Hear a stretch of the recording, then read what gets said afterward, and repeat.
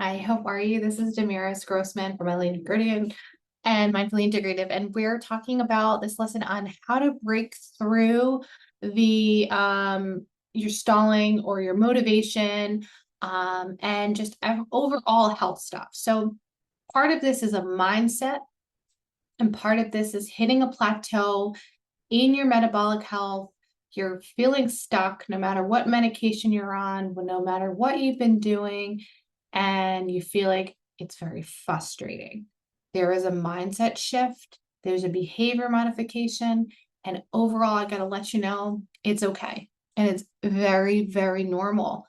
You almost have to trick the mind and also your body to get back so that you're not getting discouraged. You're understanding that you can push through this, and there is going to be plateaus in your life. You're going to have these, if everything was up and down, that would be a problem. And if everything was just steady, it's kind of boring. Your body is going to have a homeostatic state, and you are going to get to the point where it wants to be. There is a weight that your body wants to be at, and then there's that plateau, and then you can push it a little bit more or stay there. Now, what I'd say is that, you're trying to get yourself past that weight loss stall. Why does it happen? Are you assessing what's going on? What can you progress to change that? What are your actionable steps to get you past that plateau? And what's the mindset shift? It really is psychological and behavioral. And you need to stay motivated. Like I was saying numerous times, this is about sustainability and what that is for you, and having really clear plan and progression of what you want to do for yourself. Now, reasons why you may go into a plateau that you may not even realize. Now, this may be altering your progress. Things that are altering your progress, maybe you actually are not eating enough calories. So you're not eating enough protein, you're not eating enough calories, and your body's actually in holding in the food. So your metabolism is thinking, wait, you've cut so many calories. Now you're going to slow your metabolism, which then reduces the GLP secretion.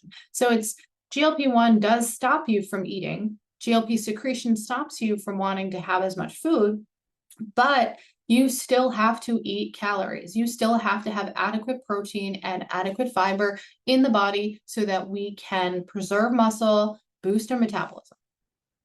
So it is a catch-22 in one sense. Yes, you're eating maybe less, but what are the choices that you're putting into your body? There may be underlying inflammation or water retention. I don't know what's going on in your kidneys. I don't know what's going on in your GI tract. I don't know what else health issues are going on, but stress, poor sleep, gut issues can lead to bloating and fluctuation. Inflammatory process, whether it's what you put in your body, whether it's salty food, processed foods, alcohol, sugar, and excess, that causes problems with not able to get rid of that fat, the quality fats. And if you're not exercising and taking in some training, if you're not strength training, you're not doing enough, you're just walking, you're not doing any sort of strength training into your diet, you're not going to you're losing muscle, you're slowing metabolism. You need to do some sort of strength training in your body. So whether that is one time a week starting, or, increasing resistance into like walking up hills, getting into some sort of resistance training that you need to help build the muscle. So for you, if you're plateauing, you probably aren't doing enough exercise, and you actually may not be eating the right amounts of food. So the choices that you take when someone says they're plateauing, most of the time they haven't made the right choices. And they usually don't have enough protein and hydration. Most of the time, that's it. Then the third one is a cortisol issue. So we've touched base quickly on that in the sense of protein, inflammation is hidden, water retention, not enough training, and then there's stress there. So stress and sleep, we've discussed this numerous times. High cortisol disrupts insulin sensitivity, which increases fat storage, doesn't let you metabolize. Poor sleep lowers your GLP-1 overall, more cravings, slower metabolism. Also, hormone changes within the body during age needs to be regulated and to be monitored. So go see your women's health and men's health provider so that you can get those regulated as needed, or at least to have them tracked to see where you lie for yourself. For women, perimenopause, menopause changes. For men, as they age, where's their testosterone and how is it affecting them? Weight also. Not tracking accurately. Small portions of high calorie foods. You think, all right, I'm going to have a burger with fries. That's my meal. All right. No, sorry, that's not going to cut it. You need to have proper portion sizes, adequate macros, and the amount of hydration in your body. So if you can do that, you will get past these plateaus. Now, strategies to break through them. Adjust your macros and meal timing. I've discussed about meal timing. Increase your protein, 30 to 40% of your daily calories. Lower the processed carbs. Prioritize fiber-rich foods. Try intermittent fasting. I'm a big fan. At least get it between 10 to 12 hours, 12 to 14 if you can, and start making it a habit. Make it a sustainable habit for the rest of your life. I'm 8 to 8 or 8 to 10. That's usually mine. 8 p.m. to 8 in the morning or 8 p.m. till 10 a.m. That is usually mine. And I will do one 16-hour, try to do once a week or every other week. Change your workouts, increase your reps maybe once in a while, maybe walk, get more steps in. Instead of 7,000, maybe go to 8,000, maybe 10,000. Think about how you can be metabolically flexible. What can you do to kind of change it up a little bit? Maybe add in a high intensity or moderate intensity if that's available and you have that in your physical activity for you. And then improve your stress management and sleep techniques. Prioritize sleep 7 to 10 hours. Avoid screen time. I have sleep optimization techniques, sleep hygiene techniques, meditation, breath work, yoga, lowering that cortisol or optimizing it if it is too low. Adaptogens that are needed in the body to help regulate your stress hormones, even spearmint tea, chamomile tea, caffeine-free things, gentle movements. Hydration and gut health. Drink about 80 to 100 ounces of water a day to reduce the bloating. Increase your fiber or add fermented foods for gut balance or pre and probiotics. Cut out the alcohol and sugar. I don't drink alcohol. I use adaptogens and mushrooms to help, if I want to have that little feel. Personally, I love my liver and I love my body. That isn't my thing. But if it is yours, how are you going to modify your alcohol for you? How are you going to modify sugar for you? What is it that you need to reset? Mindset shifts. Now, this is different for each person.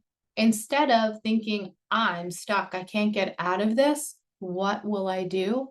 Take a minute, take a breath, inhale, exhale, and adjust. My body is adjusting. I just need to tweak my strategy. I love where I am now, and I love where I'm going to be. Instead of saying I failed because the scale isn't moving, think I am building muscle. I am going to be a better version of myself. I am optimizing my hormones and I'm improving my energy. Maybe write down things that are not to do with the scale.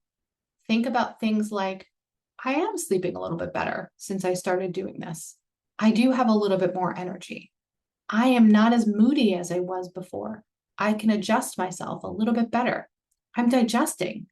I don't have maybe reflux. I can go to the bathroom more regularly. I'm a happier person. Think of things like that. Common mistakes that we make that hinder us. What happens is that we're overeating healthy foods. I know that sounds so ironic, but it's okay to eat your portions and know your macros. So it's like around 40% the protein, 30 and 30 on the others, carbs and the fats. Now, nuts, seeds, and avocados, they're healthy, but they're high in calorie. So I'd say about 25 to 30% in your meals. Smoothies and protein bars are excellent, but if you have too much of them, they do have a lot of sugar. So look at the protein bars that you're getting. Honestly, most of mine are like protein sticks. So like a turkey stick, chicken, I think there's like beef sticks, salmon sticks for my omegas. They're very little sugar in it, very little extra additives. Smoothies, it's more boring. So you think the more greens, the better. And then when you're looking at salads, just because you're having a salad does not mean that it's healthy for you. There's a lot of dressings and then there's a lot of excess croutons and cheeses and such that add in a lot of calories. And I'd rather you just have the protein with a piece of lettuce than have a salad that may not be put in properly. Mistake number 2 that happens to people, sometimes they undereat. They're not eating enough calories because they don't feel hungry. You're eating too few, which means that your metabolic system is slowing down. Now, don't take this as, oh, wow, I can eat a lot. Just think about it as, what am I taking in and what foods am I choosing? Excuse me. What foods am I choosing? I need my own water right now.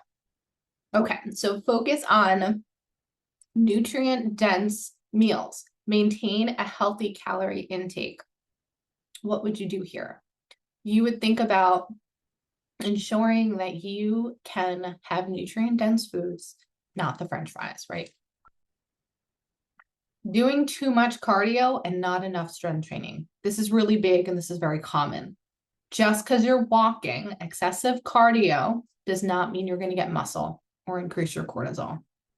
You still have to prioritize some sort of strength training, wherever that is for you at your age. That could literally be squats, body squats, lunges, planks, push-ups, all modified as needed, even at a chair, or more advanced depending upon you are in your age.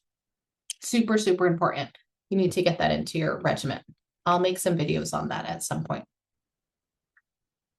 Ignoring your sleep and your stress. I talk about this in redundance. High stress equals high cortisol, which equals fat storage, which then affects your cravings and your metabolism. Solution: prioritize stress management and sleep hygiene. Super important. Ways to do this: journaling, deep breathing, herbal teas, adaptogens, balancing out the hormones. Even ones where you can even touch your ears, the earlobes inside here. You can do some tapping at the forehead, the sides, even at your chin, and deep breathing. Not adjusting your plan as needed. You just stick to the same routine because it's easier. Yes, it is good to have some sort of structure, but your metabolism gets bored and it will kind of like plateau because it's like, hey, wait, I need to change here. So it is good to recommend it that you change your schedule every 4 weeks or so. And other things to look into is identify what is going on. Maybe there's something just small tweaking in your food plan. Maybe you might need to have a tracking worksheet. Maybe you need to think about your mindset and where it is right now. How do we overcome that? Like, what is it that you need to get to? And I'm going to tell you, you can get there. I promise. This is totally doable.